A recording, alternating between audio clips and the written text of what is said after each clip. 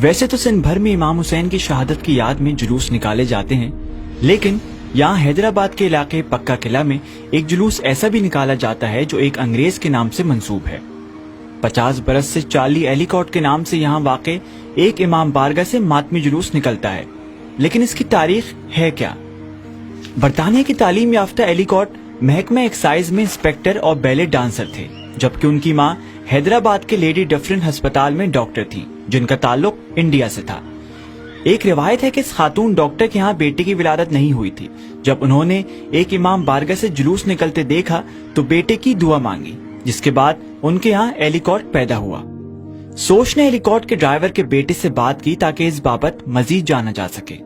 ہمارے والد جو تھے وہ ان کے ڈرائیور تھے، ان کے ساتھ چلتا تھا، اور ان کی والدہ کا رجحان بہت تھا۔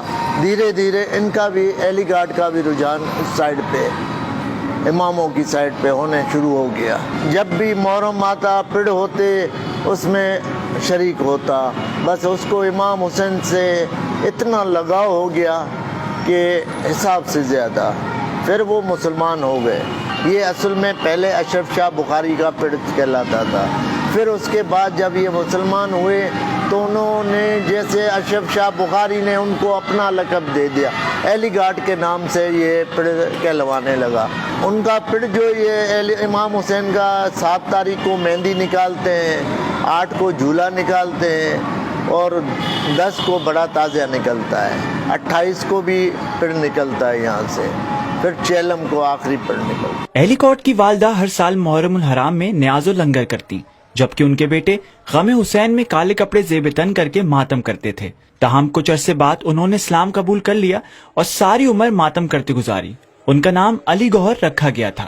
کہا یہ جاتا ہے کہ چارلی ایلیکوٹ نے اپنی ماں کے انتقال والے دن بھی ننگے پاؤں ماتمی جلوس میں شریک ہو کر ماتم کیا تھا۔ ان کی والدہ جو تھی ہسے والی میڈم کہلاتی تھی، محرم چل رہا تھا، وہ وفات کر دی گئی اس دوران۔